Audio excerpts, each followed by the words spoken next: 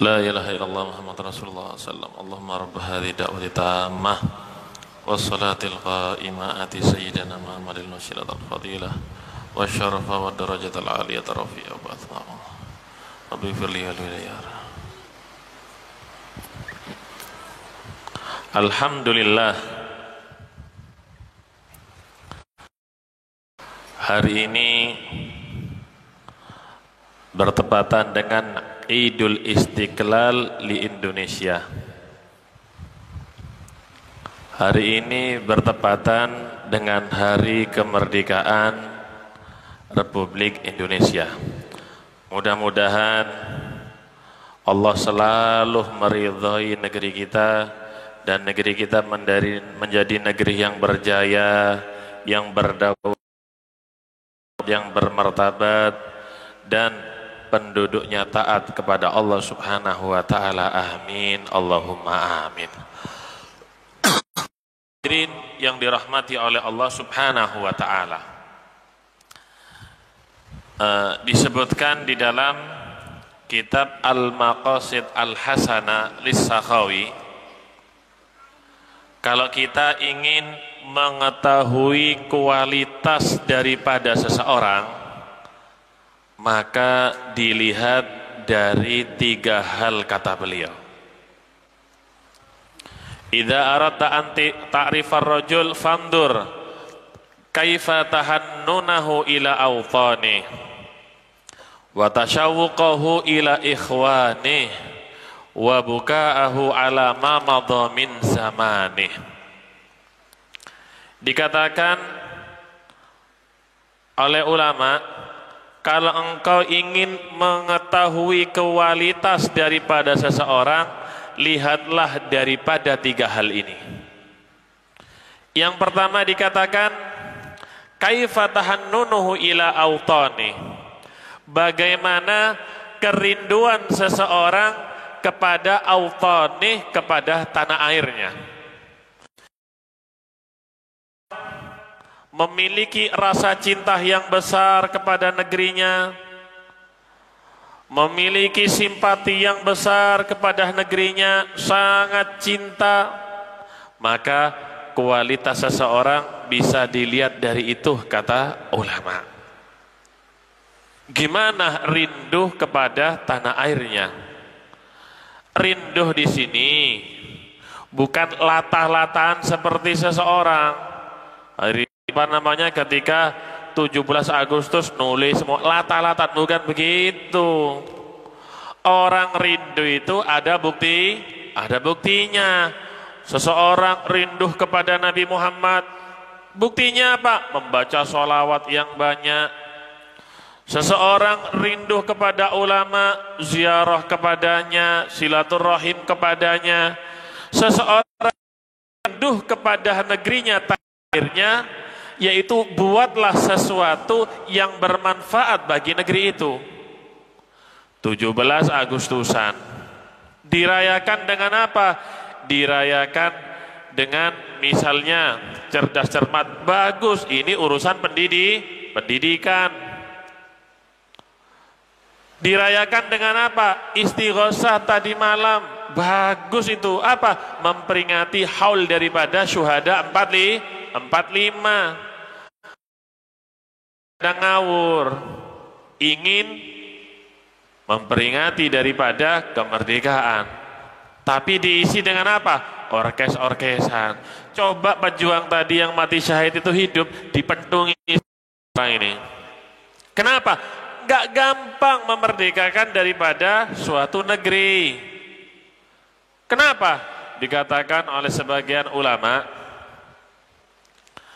bahwasannya kemerdekaan itu ibarat seperti syajaratun thayyibatun, ibarat seperti pohon yang indah, la tanmu illa bitadhiyah, ibarat seperti pohon yang indah dan tidak bisa tumbuh besar kecuali dengan pengorbanan.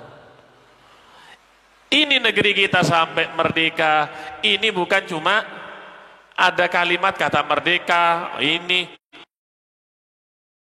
yang besar daripada pejuang-pejuang yang hidup pada saat itu, para syuhada, orang-orang mati syahid di jalan wa ta'ala. Mereka berkorban demi apa? Demi mempertahankan negeri ini daripada jajahan Belanda. Coba kalau mereka tidak mempertahankan daripada negeri ini, mungkin yang kita lihat nggak ada majelis-majelis taklim, majelis zikir. Kenapa? Kalau sudah dikuasai oleh mereka orang-orang kufar, orang-orang kafir, kita tidak akan lagi melihat azan berkumandang di masjid, lagi majelis-majelis taklim, nggak akan melihat lagi madrasah, pondok, TPQ.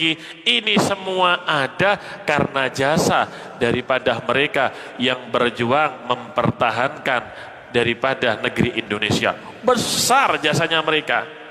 Jadi kemerdekaan ini ibarat pohon yang indah yang tumbuh dengan pengorbanan. Tapi pohon tersebut tidak bisa menjulang tinggi illa idza tusqa bima iddam, kata sebagian ulama. Tapi pohon tersebut tidak akan bisa menjulang tinggi kecuali dengan disirami, tapi bukan disiram dengan air, disiram dengan darah pengorbanan daripada ulama yang mati syahid pada saat itu. Mereka yang di barisan depan saat mereka para ulama, santri-santri, bahkan mereka banyak yang meninggal di jalan Allah Subhanahu wa ta'ala. Sampai diceritakan dari sebagian orang, Syekhona Khalil itu zaman dulu, tank-tank Belanda itu sudah banyak, nggak ruwet gimana caranya mengalahkan mereka. Dilempar dengan biji-bijian daripada apa? Bijian dari kacang hijau dilempar, yang meledos, ya hancur. Kenapa? Yang melempar tangannya wali, ya ulama zaman dulu memang yang berjuang. Coba zaman sekarang kacang hijau dilempar, ya jadi kolek. Ya jadi kolek kalau zaman sekarang. Ya beda sama zaman dulu. Mereka melempar berubah jadi bom. Sekarang jadi kolek. Ya begitu mereka yang berjuang di barisan depan, para aulia zaman dulu, para ulama. Bahkan mereka itu masih mempertahankan sunnah-sunnahnya Nabi Muhammad Sallallahu Alaihi Wasallam. Banyak peran besar daripada para ulama, para habaib di dalam kemerdekaan Indonesia saat ini. Jangan dikira nggak ada, banyak. Tahu siapa yang mengusulkan kepada Pak Karno zaman itu, Presiden Soekarno, lambang daripada Pancasila? Sultan Abdul. Beliau yang merancang daripada lambang Pancasila. Beliau yang merancang lambang daripada Indonesia saat itu, Sultan Abdul Hamid. Bahkan Al-Habib Idrus bin Salim Al-Jufri, beliau ini seorang mufti besar ada di Hadramut. Beliau dakwah sampai ke Indonesia, sampai zamannya Belanda pada saat itu. Beliau ini pejuang yang hebat, sampai beliau ini mimpi bertemu dengan baginda Nabi besar Muhammad Sallallahu Alaihi Wasallam, dikabari Indonesia akan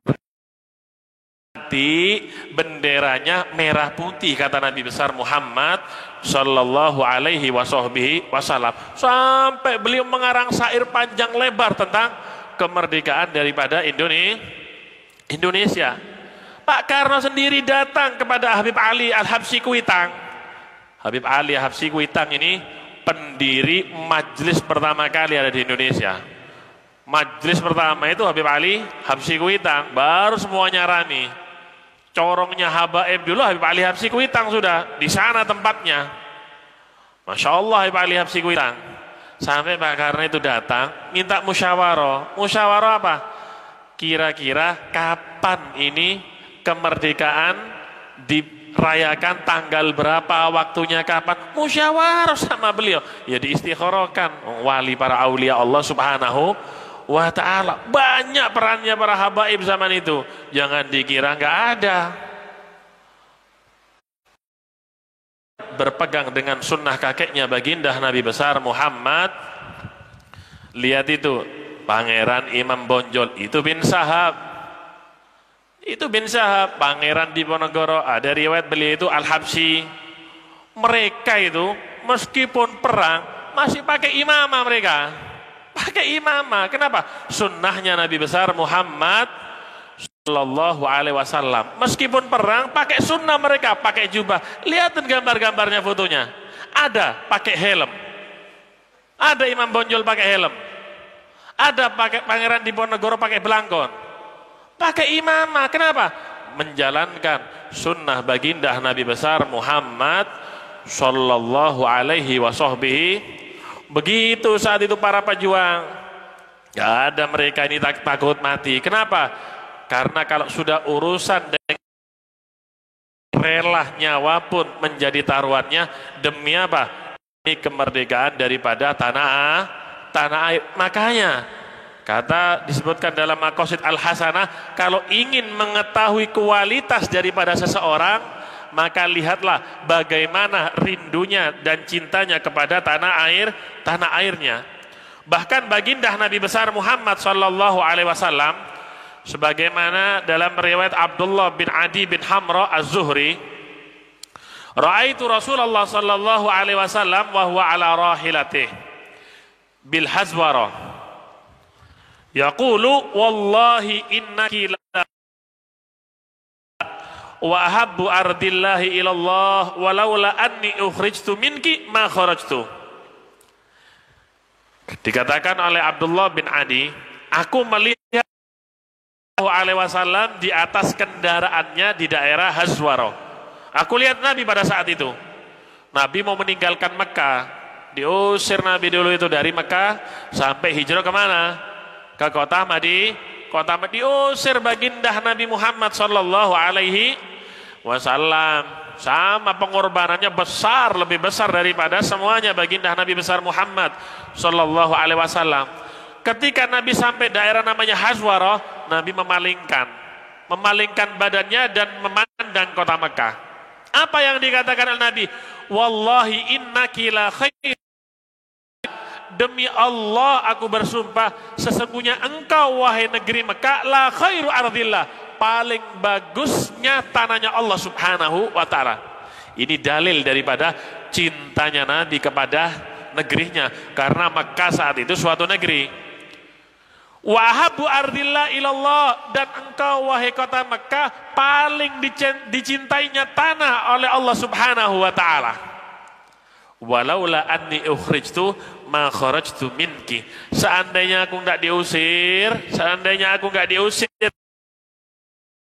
kharajtu, aku enggak akan keluar, kata Nabi besar Muhammad Sallallahu Alaihi Wasallam. Lihat bagaimana cintanya baginda Nabi besar Muhammad Sallallahu Alaihi Wasallam kepada negerinya atau tempat tinggalnya. Banyak hadisnya Nabi Muhammad SAW. Bukan syirik orang cinta kepada negeri, bukan. Justru cinta terhadap negeri min alamatil iman, termasuk tanda kuat imannya seseorang kepada Allah Subhanahu. Hubbul watan, ini bukan hadis sebenarnya. Dikatakan oleh ulama hubbul watan minal iman, cinta negeri itu termasuk daripada sebagian iman.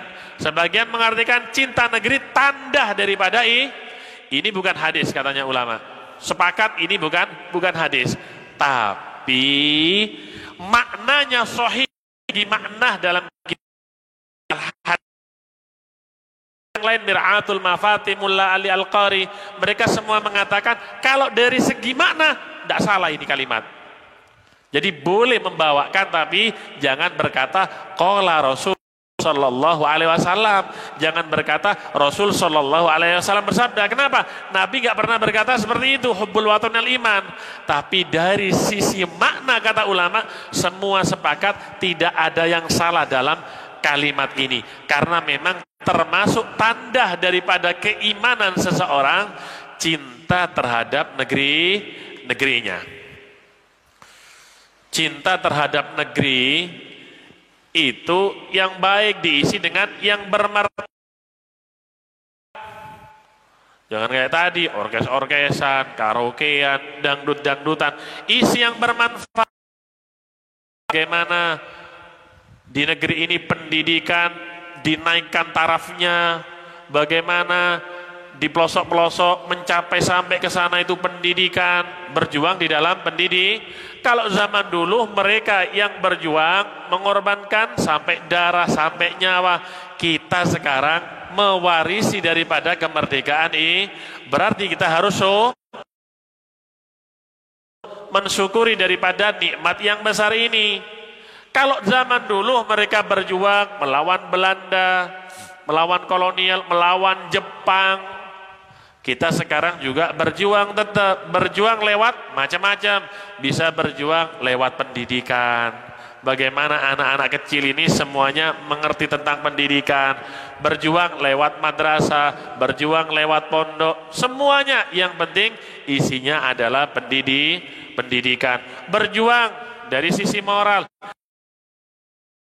Negeri ini akhlaknya baik, memiliki akhlakul karimah, moralnya baik, mereka beradab, mereka santun, mereka sopan. Begitu sebenarnya mewarisi daripada peninggalan mereka itu lebih berat. Kenapa? Karena menjaga dan mempertahankan kemerdekaan yang ditinggalkan oleh mereka para syuhada. Sama sulitnya dengan berjuang. Kita juga apa? Menjaga juga dengan baik. Jangan sampai mereka yang sudah meninggal para syuhada menjadi kecewa karena generasi-generasi penerusnya tidak bisa menjaga kemerdekaan ini untuk taat kepada Allah dan kepada baginda Nabi besar Muhammad sallallahu alaihi wasallam. Al-Imam Qurtubi dalam kitabnya Jami' li Ahkamil Quran, beliau mengatakan, kullu baldatin yakunu fiha arba'atun fa ahluha ma'sumuna minal bala. Setiap negeri jika ada 4 komponen ini, maka aman dari bala, daripada wabah, daripada musibah.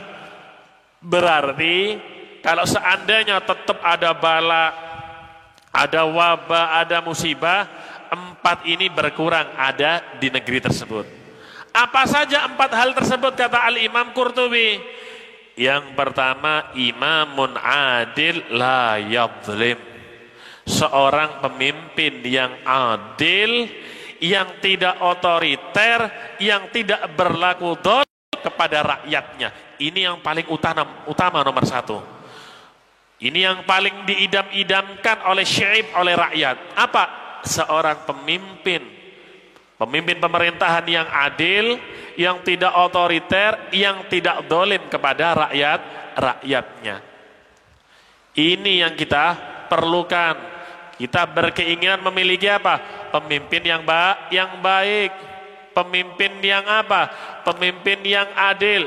Mudah-mudahan semua daripada pemimpin-pemimpin kita dibimbing untuk berlaku adil oleh Allah Subhanahu wa ta'ala.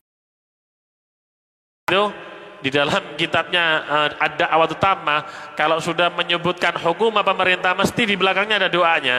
Mesti dilanjutkan dengan doa. Kenapa? Ya kebanyakan daripada mereka kalau sudah duduk di atas singgasana atau tahta, lupa kadang-kadang mereka dengan yang dijanjikan ketika kampanye kadang-kadang. Makanya kita doakan mereka supaya ingat dengan apa? Dengan janji-janjinya sehingga rakyat ini menjadi semakin makmur dan berakhlakul karimah. Lihat bagaimana pemimpin zaman dulu, Sayyidina Umar bin Abdul Aziz, Sayyidina Umar bin Khattab. Sayyidina Umar bin Khattab itu ketika menjadi pemimpin, beliau ini matanya bengkak 2. Bengkak matanya 2. Ditanya oleh sebagian sahabat, wahai Amirul Mukminin, kenapa kedua matamu bengkak ini? Apakah kamu kurang istirahat, kurang tidur? Dijawab Sayyidina Umar, kalau siang saya tidur, saya melalaikan tugasku, karena tugasku di siang hari yaitu menjaga daripada rakyatku. Kalau aku tidur, aku telah melalaikan mereka. Sedangkan di malam hari aku punya tugas, yaitu aku beribadah kepada Allah Subhanahu wa ta'ala. Kalau aku tidur, aku melalaikan ibadahku kepada Allah Subhanahu. Jadi ya ini pemimpin ini yang hebat. Jadi sampai bengkak kedua matanya, kurang tidur, tapi apa? Karena khidmat kepada rakyatnya. Kalau pagi sampai sore, kalau malam ganti Allah Subhanahu wa ta'ala. Ini yang kita inginkan dari semuanya. Ini yang kita inginkan. Sekarang jangankan jadi pemimpin negara, jadi kepala desa sudah tidur, siang hari tidur, gak mau diganggu. Sayyidina Umar bin Abdul Aziz, ketika beliau menjadi pemimpin,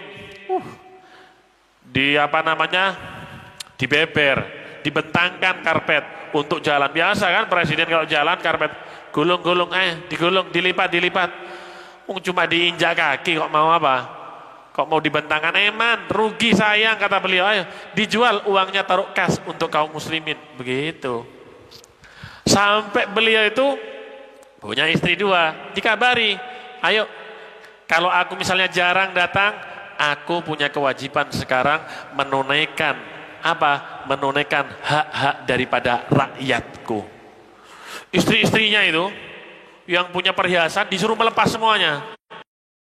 Apa? Takut dikira itu adalah hasil dari uang negara. Suruh lepas. Kemudian apa? Dijual. Uangnya taruh kas negara. Bahkan ada riwayat, selama beliau menjabat 2 tahun beberapa bulan itu, beliau hanya mandi junub beberapa kali aja. Beliau hanya mandi junub beberapa kali, 2 kali atau 3-4 kali, hanya sebentar. Itu menunjukkan apa? Sibuknya beliau dengan urusan rakyat. Benar-benar itu amanah dipegang kuat-kuat oleh beliau, takut tanya di hadapan Allah Subhanahu. Bahkan dikatakan oleh Sayyidina Umar atau siapa, kalau seandainya ada kucing atau ada ayam atau kambing bangkai daripada salah satu hewan meninggal salah satu daerah di Irak, aku takut nanti ditanya oleh Allah itu mati karena apa. Begitu pemimpin zaman dulu itu, takutnya kepada Allah luar biasa. Akhirnya man khafallaha akhafahullahu kulla syai'. Siapa orang yang takut kepada Allah, maka yang lain takut kepada dia. Karena dia takut kepada Allah, yang lain tunduk kepadanya. Itu mereka zaman dulu. Nggak perlu mereka ini dikawal. Sayyidina Umar bin Abdul Aziz itu ketika dikasih kawalan tentara kanan kiri, polisi, nggak mau, nggak usah ngawal saya. Cukup ada pengawal kanan kiriku, Rokib dan Atid. Nggak akan lepas saya dari dia, katanya. Oh gitu, mereka takut sama Allah, yang lain tunduk.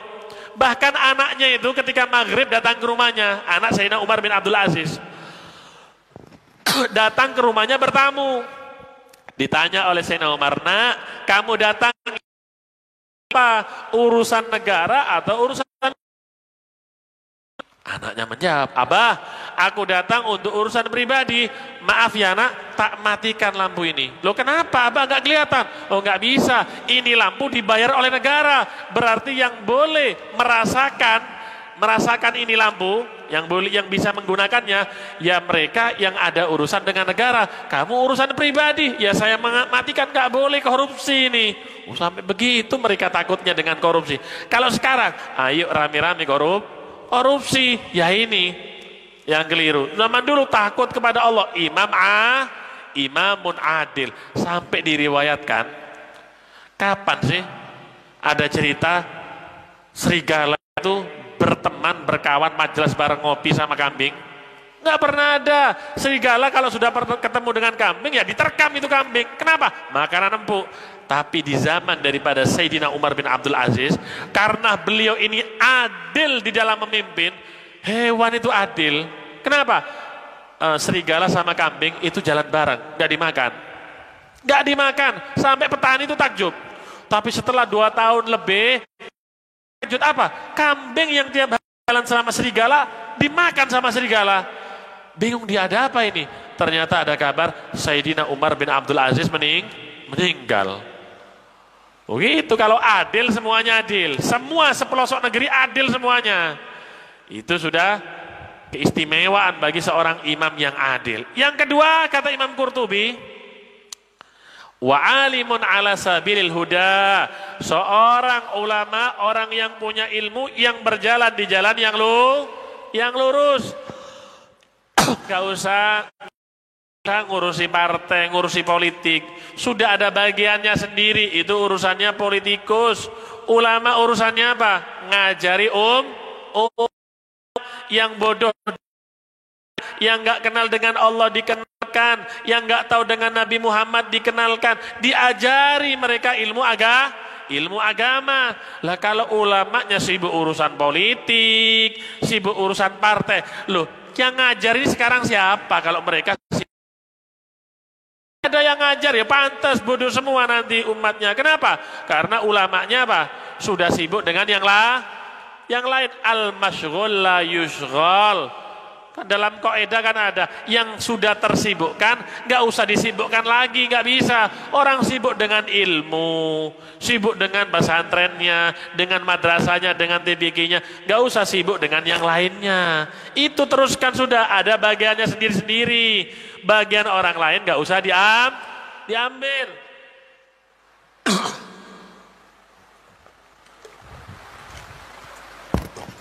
Kadang ada yang beralasan, oh nanti kalau bukan ulama yang jadi pemimpin, ya apa ini? Aduh, alasan. Kenapa? Loh kenapa saya Abdul Qadir dulu gak alasan gitu, ingin jadi pemimpin. Imam Ghazali gak alasan begitu. Ya wis alasan saja. Kalau sudah bagiannya itu urusan ilmu, ya urusan ilmu kayak orang-orang dahulu, gak usah sibuk dengan yang lainnya. Terjun dalam ilmu karena bagiannya. Yang ketiga kata Al-Imam Qurtubi, wa masyayikh ya'muruna bil ma'ruf wa yanhauna 'anil munkar wa yuharriduna 'ala talabil ilmi wal Qur'an. Para guru-guru, jadi komponen Qurtubi adanya masyayikh, para guru-guru yang selalu menjalankan amar ma'ruf nahi munkar. Dulu pernah, ya repot memang. Ya Muhammad Subhanallah yarham, masya Allah beliau dakwanya. Beliau pas dakwah di mana? Di sini, daerah sini, pokoknya wilayah Tongas. Amar ma'ruf nahi Muhammad, nahi mungkar, nahi Muhammad.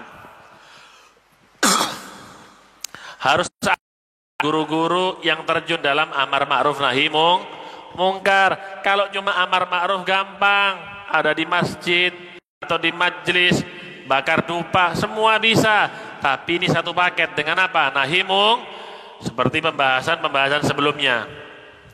Dan juga para guru-guru yang yuharriduna ala talabil ilmi wal Qur'an, yaitu para guru-guru yang menganjurkan kepada umat untuk mempelajari daripada ilmu dan Al-Quran. Harus ada dari mereka yang namanya kalau jadi ulama itu ibaratnya, kalau diibaratkan dengan pemain, jangan nunggu operan bola. Kadang-kadang perlu turun ke bawah untuk apa?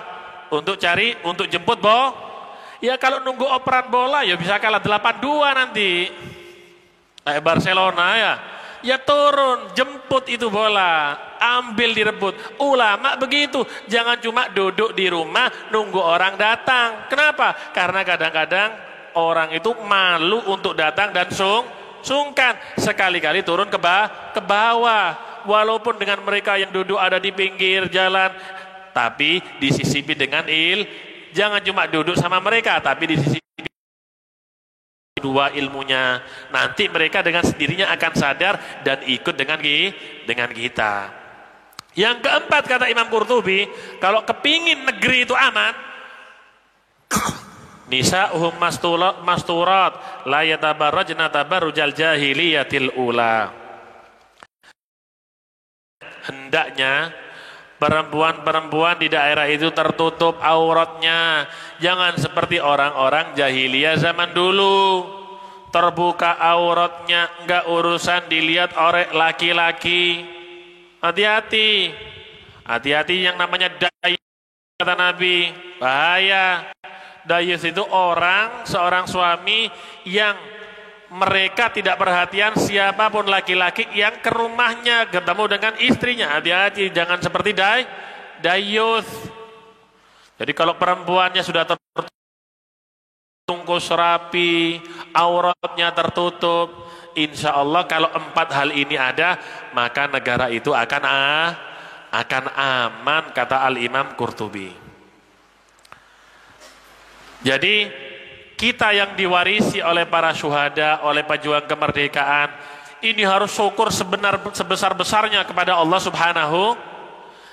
Cukup cerita daripada umat-umat zaman dulu sebagai apa? Sebagai iktibar, pelajaran bagi kita. Mereka tidak mensyukuri nikmat dari Allah kepada negerinya.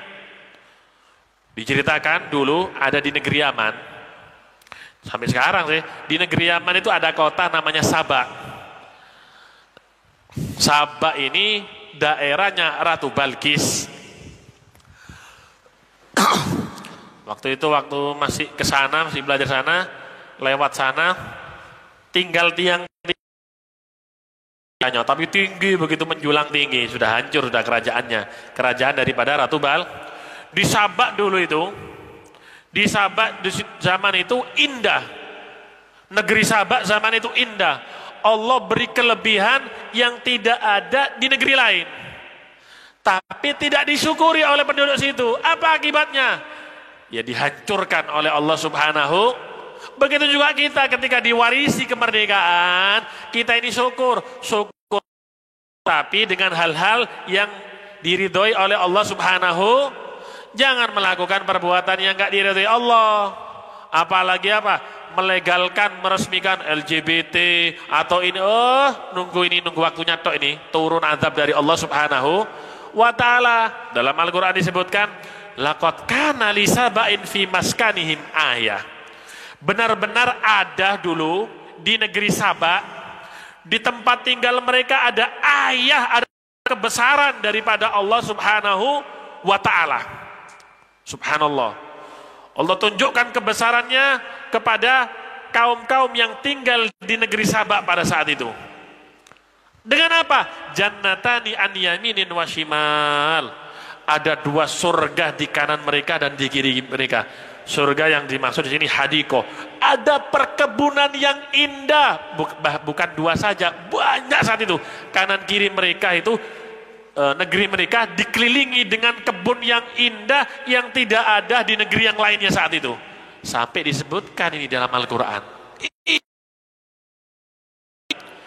Kulu min rizki rabbikum washkurulah. Makanlah dari rezeki Tuhanmu dan syukurlah, katanya Allah Subhanahu wa ta'ala. Baldatun thayyibatun wa rabbun ghafur. Baldatun thayyibah, negeri yang indah, tanahnya indah, hawanya itu, udaranya segar, kata ulama tafsir. Masya Allah Sabah pada saat itu. Sampai diceritakan perempuan-perempuan saat itu kalau mau mencari buah-buahan, mereka cuma mencari karung yang biasanya dibawa perempuan itu di atas kepalanya, karung di atas kepalanya, sudah disuwun, kata orang Jawa disuwun, taruh atas kepalanya dibawa. Itu mereka ketika melewati perkebunan, kata ulama tafsir, mereka tidak pernah memetik daripada buah-buahan, jarang. Subhanallah, Allah beri keistimewaan. Ketika mereka membawa keranjang di atas kepalanya itu perempuan-perempuan, kemudian lewat bawah daripada kebun-kebun yang indah tadi, subhanallah, jatuh sendiri itu mereka. Bawa lagi, jatuh lagi itu buah-buahan. Kan enak kalau zaman ini ada. Tak nggawa keranjang sing akeh. Subhanallah, mereka nggak memetik, mereka lewat langsung jatuh itu buah-buahannya, kata para ulama. Tapi mereka yang diberi nikmat tanah airnya yang indah pada saat itu di Sabah, mereka tidak mensyukuri daripada nikmat Allah Subhanahu wa ta'ala. Apa yang terjadi? Fa'aradu, mereka berpaling, tidak bersyukur dari nikmat Allah. Fa'arsalna alaihim sailal arim, Allah Subhanahu wa ta'ala mengutus banjir bandang yang besar. diutus banjir bandang yang besar oleh Allah Subhanahu wa ta'ala. Itu ada dam di sana, ada dam di sana. Ada dam yang besar dihancurkan oleh malaikat. Ya dam kalau penutupnya sudah nggak ada apa? Ya air yang turun banjir besar pada saat itu. Yang asalnya indah itu kota Sabak dengan kebun-kebun yang indah. Apa yang terjadi dalam Al-Quran? Wa baddalnahum bi jannataihim jannatai dawa aklin khamtin wa athlin wa syai'in min sidrin qalil. Diganti oleh Allah Subhanahu wa ta'ala dari kebun-kebun yang indah diganti dengan kebun yang kering oleh Allah Subhanahu wa ta'ala. Yang kering kerontang, kering kebunnya. Wa athlin, dan juga diganti dengan pohon athal. Wa syai'in min sidrin qalil, dan sedikit daripada pohon sidir. Wal khomat di sini, wa athlin zawatai aklin khontin. Khomat di sini ini pohon yang rasanya pahit buahnya. Diganti yang asalnya manis buah-buahannya, diganti pahit, kecut, wis dak enak belas rasanya. Gak enak rasanya. Kenapa? Karena tidak mensyukuri nikmat tanah air yang indah yang diberikan oleh Allah Subhanahu wa ta'ala. Lah ini buat contoh bagi kita. Kalau negeri yang sudah subur seperti Indonesia, semuanya di Indonesia ini ada. Tambang apa? Tambang emas di Freeport. Tidak tahu milik siapa. Tambang nikel Newmont di sana di Nusa Tenggara. Tambang emas, tambang nikel, tambang apa aja tambang semua. Cuma kita ini kebagian apa? Tarik tambang. Kita kebagian tarik tambang. Di situ kita ini. Semuanya tambang di Indonesia, tergantung ya orang-orangnya. Kalau mensyukuri daripada nikmat Allah, ya insya Allah akan ditambah oleh Allah. La in syakartum la azidan. Dihancurkan oleh. Kenapa? Tidak syukur dengan nikmat yang Allah berikan. Dzalika jazainahum bima kafaru. Itulah balasan bagi mereka, kata Allah, bagi mereka yang mengkufuri nikmat Allah. Kami tidak membalas kecuali mereka yang mengkufuri nikmat. Dalam ayat yang lain Allah berfirman, walau anna ahlal qura amanu wattaqu la fatahna alaihim barakatin minas sama'i wal ard walakin kadzabu fa akhadnahum bima kanu yaksibun. Seandainya penduduk dari suatu negeri kata Allah, amanu, mereka apa? Beriman. Setelah itu mereka seandainya mereka beriman, kemudian wattaqau, mereka bertakwa kepada Allah, menjalankan perintah Allah, menjauhi larangan Allah. Apa janji Allah? La fatahna alaihi wal ard. Kami akan buka barokah yang di langit dan barokah di bumi. Dibuka barokah di langit, turunkan hujannya oleh Allah Subhanahu wa ta'ala, semuanya diturunkan oleh Allah. Bahkan barokah dari bumi dibuka, buah-buahnya, isinya bumi dikasih oleh Allah, tapi syaratnya amanu wattaqau, iman dan kalau kita cuma beriman, ya berarti KTP kita Islam, tapi wattaqau belum tentu kita apa? Beribadah kepada Allah Subhanahu. Nah, kalau semuanya di negeri ini beribadah, akan dibuka keran rezekinya oleh Allah Subhanahu wa ta'ala. Walakin kadzabu, tapi mereka berdusta, kata Allah. Fa akhadnahum bima kanu yaksibun, dan kami hukum mereka, kata Allah, sesuai dengan perbuatan Allah Subhanahu wa ta'ala. Oleh karenanya kemerdekaan tanah air ini warisan dari leluhur dan pejuang 45 yang mana peranan para haba besar pada saat itu. Jadi kita sekarang anak cucu ini dititipi kita ini sekarang bagaimana mensyukuri nikmat Allah Subhanahu wa ta'ala. Kalau kita bersyukur, insya Allah negeri ini tambah makmur, tambah jaya, tambah berdaulat dan dijaga oleh Allah Subhanahu wa ta'ala. Amin, Allahumma amin.